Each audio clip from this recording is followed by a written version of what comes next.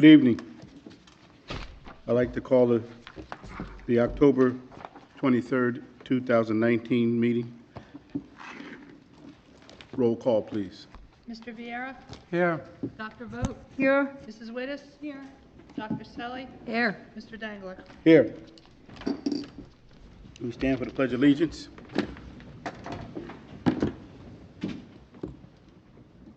I pledge allegiance to the flag Of the United States of America and to the republic for which it stands, one nation, under God, indivisible, with liberty and justice for all. And I hereby certify that this meeting has been posted in the newspapers in accordance with the Open Public Meetings Act, and post is required by law.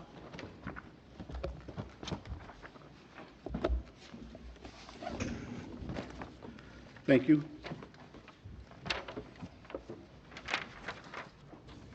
We have Employee of the Month presentation.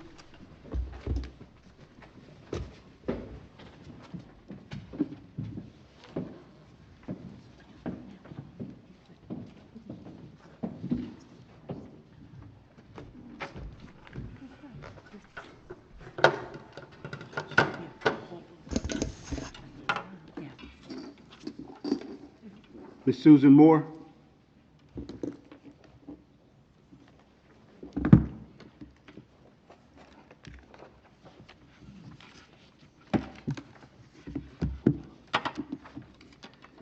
Ms. Susan Moore is currently employed with the Long Branch Police Department. Susan is an administrative analyst assigned to the Support Services Division. Susan has become an invaluable member of the Long Branch Police Department and the residents of Long Branch.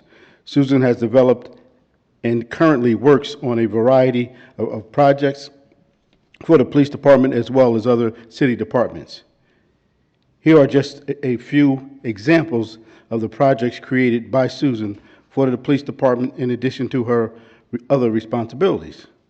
Continually updating and the opening and closings of business in the Spelman Police database, including continuous monitoring of the incoming calls for the services to correct or input any premise information as needed, preparing and analyzing the monthly police department's CompStat presentation. Susan is also the primary point contact for the federally controlled database initiative, which promotes the use of open data to encourage joint problem solving, innovation, enhance understanding, and accountability between communities and law enforcement agencies that serve them. However, Susan's greatest achievement may be her tireless work with FEMA. Susan, over the last 2 years, has completed the New Jersey program for floodplain managers and has recently passed the written exam to become certified as a floodplain manager. Susan serves as a CRS coordinator, community rating system, for the city of Long Branch and attends the monthly CRS users group meeting. Susan coordinates the CRS auditing process for the city's acceptance into the program at a level 7 and has passed the audit process by the CRS for the annual recertification. This certification has made it possible for all residents in the city of Long Branch to get a 15% discount on their flood insurance premiums. Susan created and updated multiple target flyers for the distribution during the city's events. Susan works in collaboration with all departments involved with maintenance, buildings, OEM, to compile information needed for inclusion of the CRS at the maximum discount availability. Susan is a tremendous asset to the city of Long Branch and the police department and all of the residents. Thank you very much and congratulations.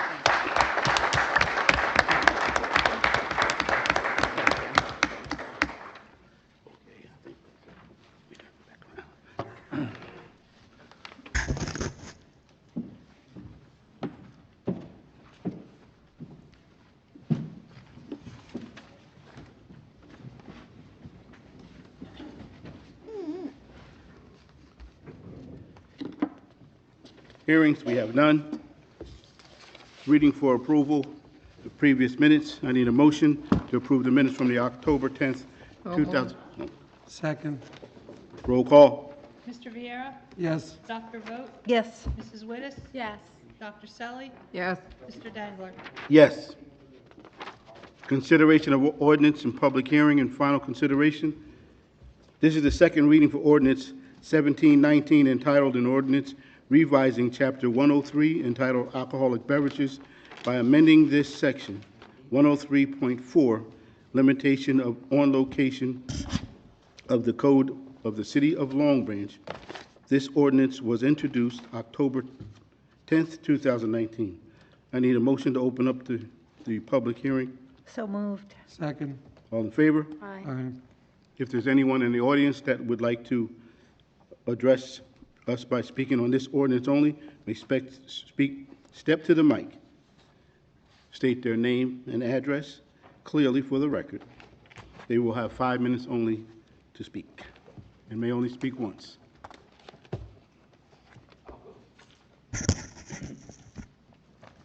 Hi, Ernest McNally. I think you know where I was born. I live in Asbury now. I'm not clear on the ordinance, so is there a chance you could clarify me on it? Sure. When we had a request for the transfer of a license, and when we went in and looked I'm at sorry, the transfer of?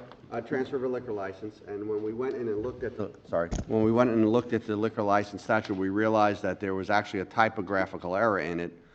It sought to establish a 1,000-foot requirement between licenses, but actually it removed it.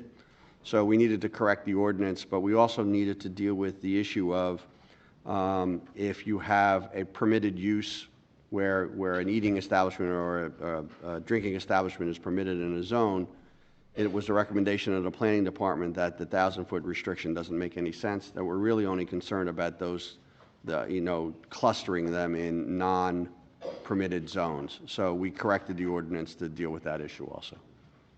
Okay. I guess if I can with the city attorney, I guess there's a lot of, relative to bars and clubs and liquor licenses in Asbury and Long Branch, they're kind of sister cities, being the only two cities in the county. They tend to, with economic times, tend to rely on, I guess, what's called sin economy, like bars and clubs. So right now in Asbury, we're up to 48. And what we notice is that when the push is on to get the revenue, usually the city council, the city attorneys, mayor, et cetera, they tend to move around like restrictions so that, for example, McClune's in Asbury has a liquor license. So then they want to open up an Iron Whale restaurant, which is really at the other end of the building. It's not connected. And then they get turned down by the city because you're not allowed to do that. But then they appeal it to the state, and now they got the Iron Whale and McClune's on one liquor license. And then you got Bond Street, one license. Then it gets a Mexican restaurant, Capital Line on Main Street. They're not even connected. And then they open up a bar underneath Cookman Avenue in an old sewer pipe or whatever it was. So the point is, why are these two cities historically, and I'm born in one and raised and live in the other one, always obsessed with sin economy businesses? Like you just passed an ordinance to do away with I think put 2-hour parking at the end of 2nd Avenue. Now we know why, because in the summer that bar that you just opened gets very crowded, and the residents who are using that are in the patron's way. So why don't we just change the ordinance, put 2-hour, and now the cigar smoking, weed smoking customers can come in and displace the residents. And I know it sounds offensive, but everybody knows bars and clubs in Asbury are obsessed with marijuana, cigars, cigarettes, sin economy, violence, sex, which is very indicative of a sex economy.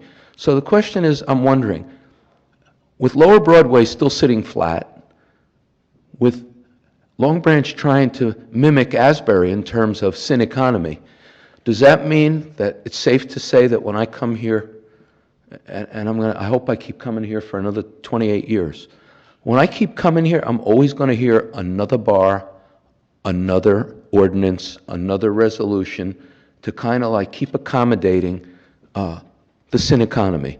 In other words, can't we learn from the mistakes of Asbury, the second most dangerous place in the state, mostly from crime bars and clubs, and maybe try and bring back the motif of family businesses? So maybe you can say, gee, let's make an ordinance to increase that retail clothing store. They're not supposed to have another one next door, but let's change that resolution. Instead of always hearing like bars and liquor and then, you go on national TV that you're part of a governor's smoking ban. And yet you go to all these bars and clubs, and I don't mean you, and I don't mean me, but can I finish? Yeah, but what does it have to do with What this does that ordinance? Well, This ordinance. I don't care. I think it has to do with the ordinance, so. It does not What have- are you going to do? You're going to stop me?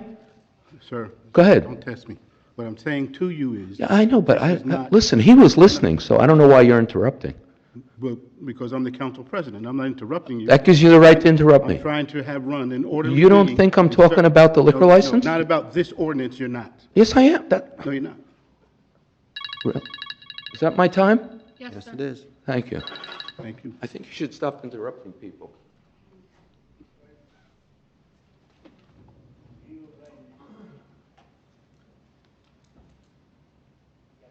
Anyone else?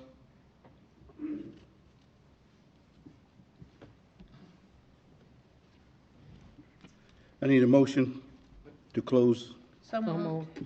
Second. All in favor? Aye.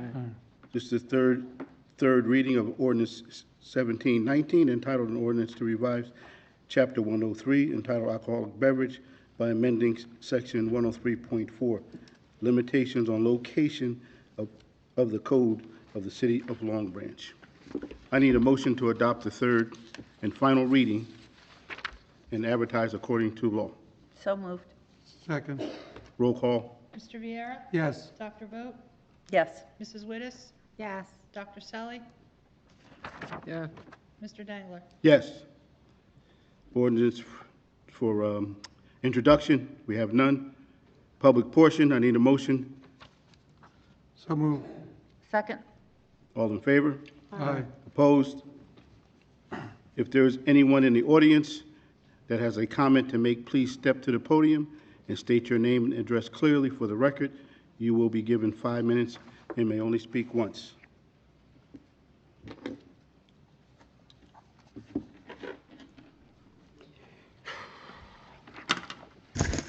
Hi, I'm Linda Swinby, and I live at 157 7th Avenue, Gregory School Apartments. I, for some time, have had this on my mind, and ever since I've worked at the beach. And I've looked around, and my question is, and I've tried to deny my even being here and answering this, or asking this question. But it's a concern I have, and I hope I can get the right answer, or a good answer anyway. But with all the $1 million condos and apartment buildings being built on the beachfront and around the area, when does it become too much availability? What I mean by that is too many buildings being built. When does it become too much buildings being built, condos and apartment being built? How do you know when, we keep building and building and building, want to redevelop? But my question is, when does it become too much development? Is there going to be a point where it becomes too much development, where buildings are going to be built and then not be filled and be emptied, stand there and be empty? I mean, that was a question that I didn't even want to ask it, but is there ever a possibility that there's going to be too many buildings being built in Long Branch where they're going to be standing empty? That's actually a great question, and in the next few months, we're going to be going through the process of redoing the master plan. And when you redo the master plan, those are the kind of questions that get asked, because the question is, how much density do you have? How many units should get built? So those are the kind of questions. So there are going to be some public forums on it, and then there'll be hearings before the planning board. But that's That's a good question. That's the question that the planning board asked. How, do we have too many of this type of use or too many of that type of use? So it's a very good question. Yeah, and another question, while I'm thinking about it, why has it taken Seaview Apartments, you know, down by where our beach office is, why has it taken so long to get that developed? It's been 20 years? I do believe it's been, those buildings have been empty 20 years. Why would it take that long to, you know, and I think if I remember a couple council meetings ago, it was approved for development or something, or there was something came up about getting the area, that parcel developed. So why, but my question is, why has it taken so long to get that area, that particular building I mean, go ahead, George. To that point, we have a resolution on tonight that would further the efforts to redevelop that site specifically. Resolution R207-19. But 20 years? Why would it take 20 years to get some, you know, that could have been developed a long time ago? Well, the reality, Linda, is, Yeah, you know, I don't you have an owner can sit on it. There's been a couple developers who've come and gone on that project. Once they get approval for the footprint for a particular project, then there's a length, they can, you know, sit on that for what, 3 to 5 years? Sure. Or, I mean, so it's just a very, you know, it's a very long process. The bottom line is, you know, somebody needs to build it and to pay for it. So that's kind of what we're trying to do here. It looks like there's a serious developer who has the approvals. There's some modifications that we want to be sure of. And primarily, our number one goal is to get those buildings down. I don't know, do you want to add to that, George? No, that's right on the money. So you're saying the property owner can do whatever they want to do and take as long as they want to They can. get their property developed? Sure. Oh, okay. Well, you've been very helpful, and I appreciate it. Thank you. You're welcome, ma'am. Thank you. Ernie, Anyone else? Mr. McNolly, Ordinance or the, I would no clapping? Public like comment. to ask you to take the drink out of the room. There's no food and drink allowed in this room. Please? You mean you want to put the bottles outside? Yes, You doing that for everyone? yep. Thank you. Vincent Lepore, 33 Ocean Terrace, Long Branch, 1-minute notification. It sickens me to come up here after the answers I've just heard to the prior speaker. Concerning Resolution 20719 on the area of Seaview Towers, declaring it a redevelopment zone. We're here tonight because the Planning Board approved a resolution okaying and suggesting to the council that they go ahead with a redevelopment zone. In the resolution of the Planning Board that night, when they had the hearing, David Brown II, the chairman, stated, quote, Vincent Lepore offered a vague objection to the preliminary investigation, end quote. David Brown II's competence, or rather incompetence, as chairman of the board, is comparable to the incompetence of other Pelone appointees to that board, that being the planning board. I responded at an evening to the criteria of A&D of the local redevelopment and housing laws as presented by the planning director. 3 points of interest that I stated. I asked why wasn't a rehabilitation zone considered instead of a redevelopment zone, to which the planning director responded he was not directed by council to study a rehabilitation designation. I asked why were the buildings allowed to deteriorate over the years, particularly the past 10? Did the fact that law enforcement agencies used the buildings to land helicopters on the roofs, conduct practice blowout raids and drills, both inside and out the building, have anything to do with the deterioration, to which there was silence?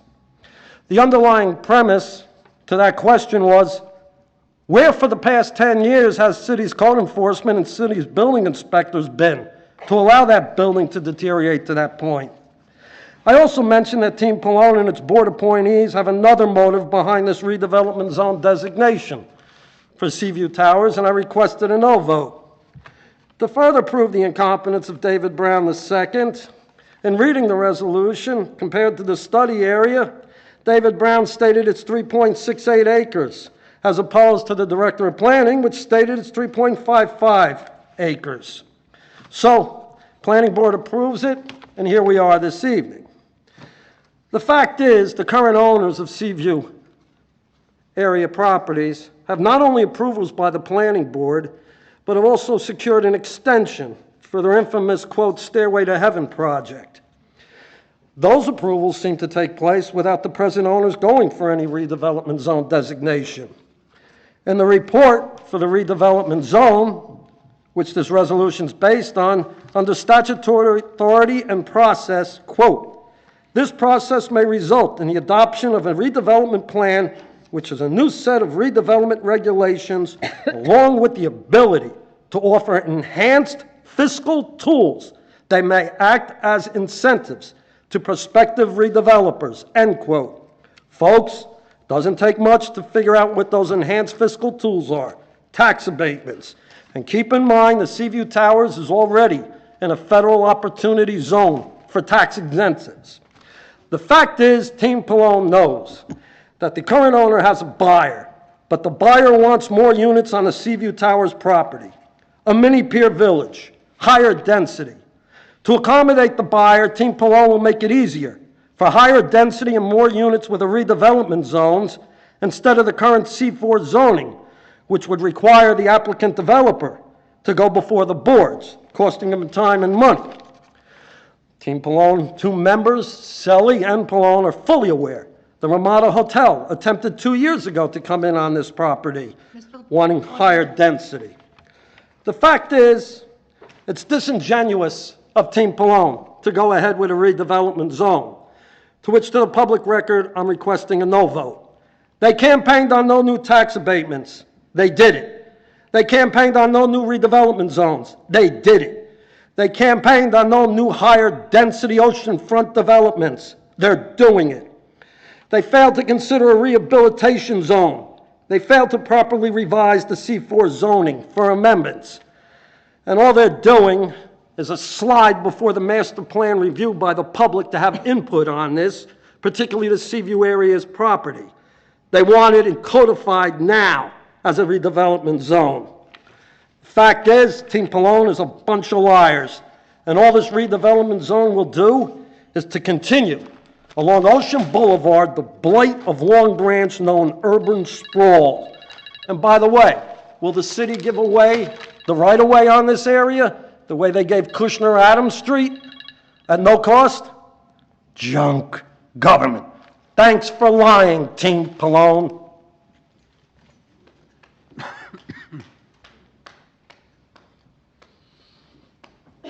Is there anyone else?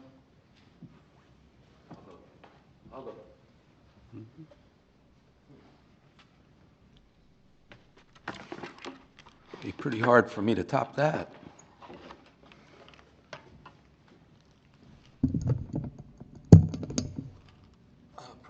President, is there any restriction on what I say? Mr. Dangler? This is public portion, sir. Oh, thank you. Okay. Ms. Selly, I put the drink outside, okay? So we're good to go? Thank you. You have to be kidding me. It's a televised event, and the way people who come here to speak get treated, I don't know how. I don't know how this administration is like living with that. What, don't anyone say anything to you that you probably have 10,000 people watching this? And the way you disrespect people here. Maybe they're not watching.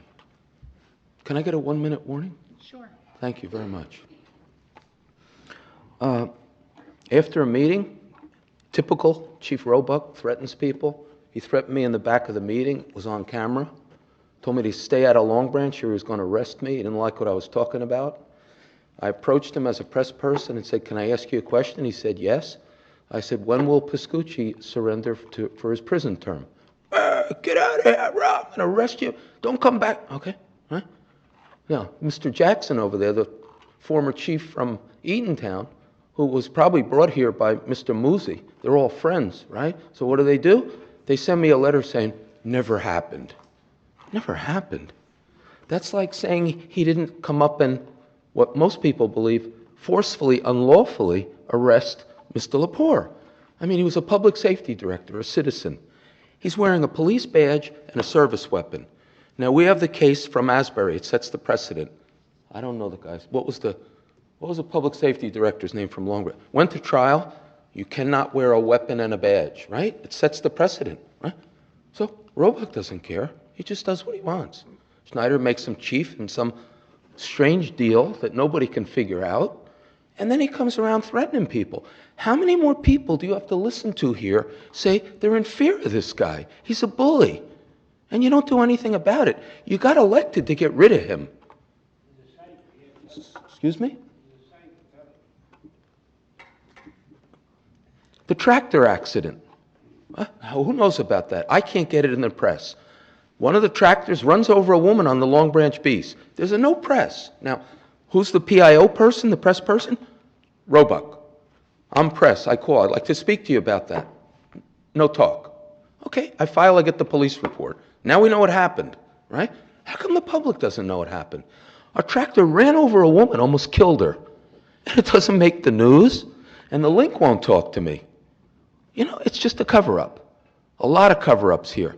And like see how I explain how, I think it's maybe Mr. Guidetti, the fire chief, the heavy equipment operator, why there was no flagger, why there was no spotter. There's supposed to be a lot of things. The woman was run over, busted pelvis, busted leg, tractor marks all over her body, and it doesn't make the news. How much time do I have left? 2 minutes. 2? I want to use it efficiently. Mr. Pascucci was convicted, pleaded guilty to strict vehicular homicide. Right? He ran over a state trooper's aunt crossing from the Ocean Place to get some bandages for her husband. Killed her with a drinking fireman. They had been in 3 places documented before, ordered drinks to go, killed her dead, right?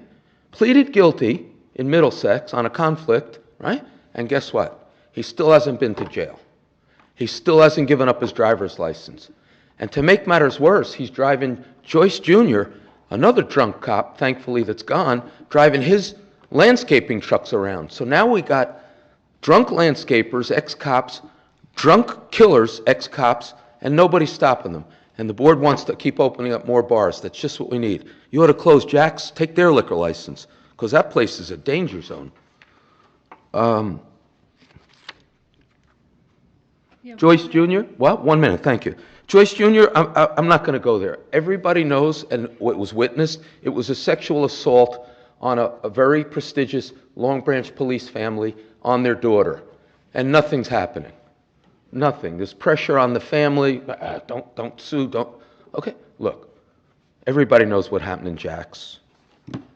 Omar Akil, Long Branch police officer, gets drunk at Johnny Mac's, drives, hits a telephone pole on Branchport, right?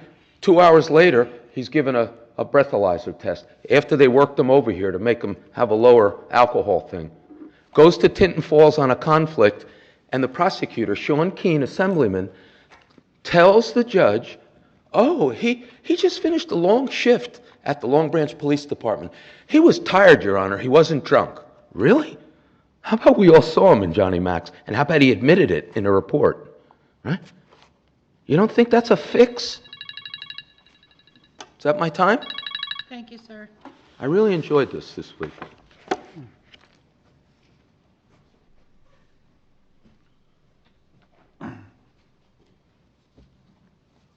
Anyone else?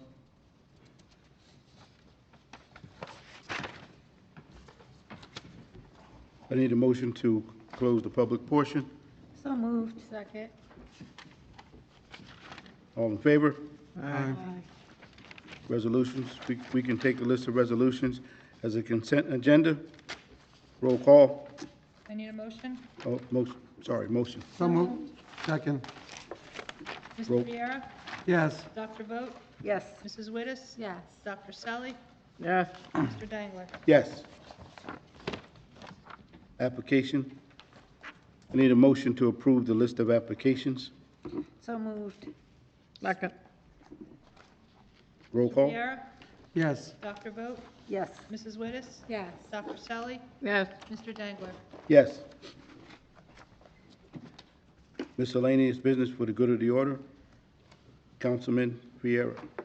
Yes, good evening. I'd like to thank Susan for her hard work down at the police station for being Employee of the Month. And I'd like to thank all of you for coming. Good night. Councilwoman Vogt. First of all, I want to say how heartwarming it was to see the number of people that turned out for Long Branch Day on Sunday and stayed in the rain. You know, you just can't put a good city down. It was really great to see that.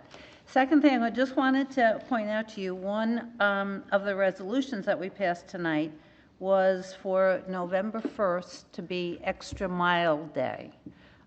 It's an uplifting, positive kind of thing. I just wanted to bring it to your attention because what it says at the end is for the mayor and the city council, I urge every individual in the community to take the time on November 1st, next Friday, not only to go the extra mile yourself in your own lives, but also to acknowledge those who are inspirational in their efforts and have a commitment to make their organizations, their families, their community, their country, and the world a better place.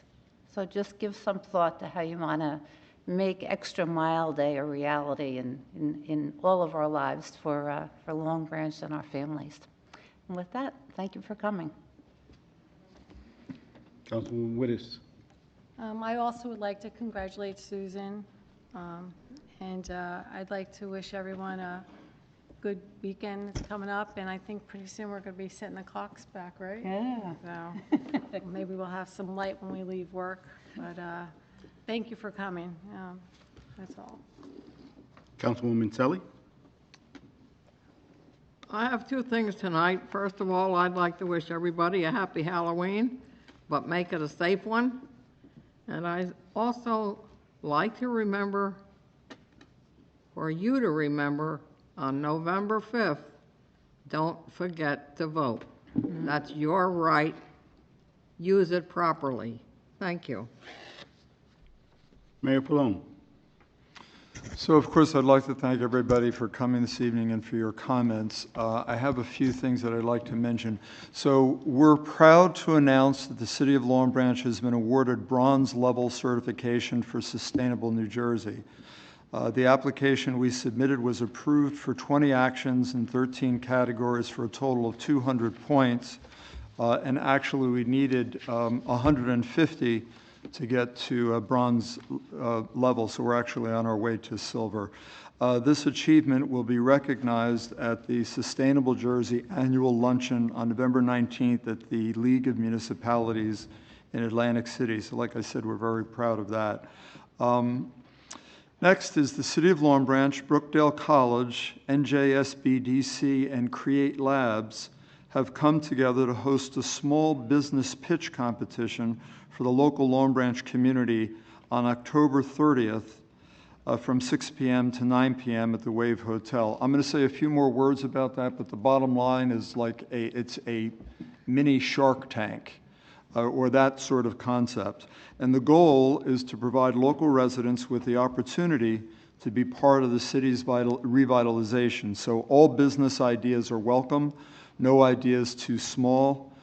Judges will select 10 finalists from the pitch competition to receive a scholarship to complete the Entrepreneur Certification Program at Brookdale Long Branch campus.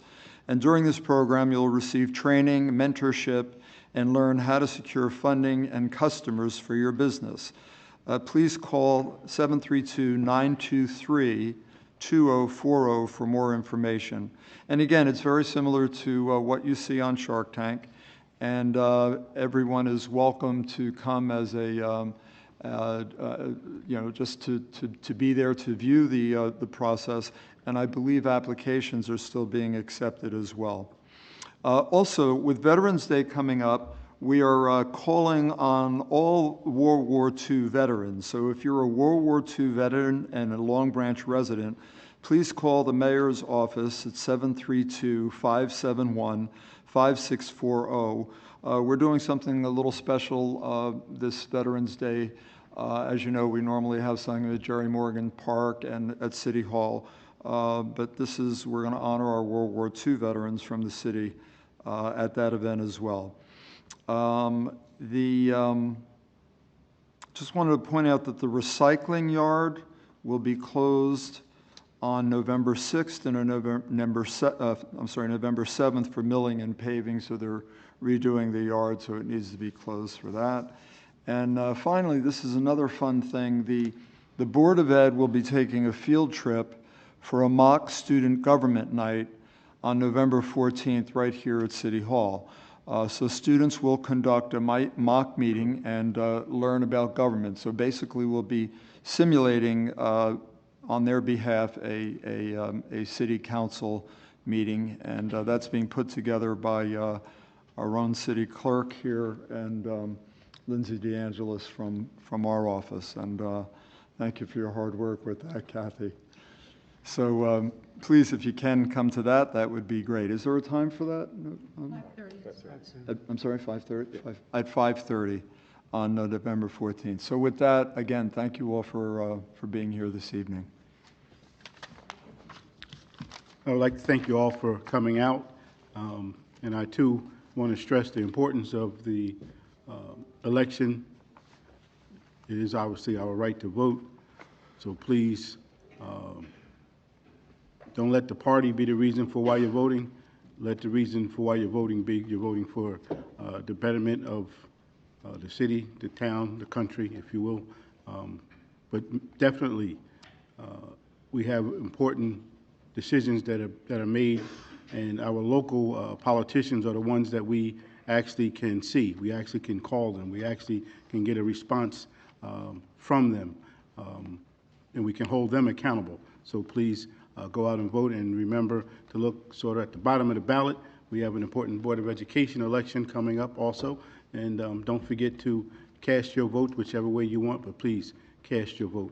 And hopefully the children, grandchildren, the nieces and nephews have a good time on Halloween, but a safe time. God bless you. We have a motion to adjourn the meeting. So moved. Second. All those in favor? Aye. Good night.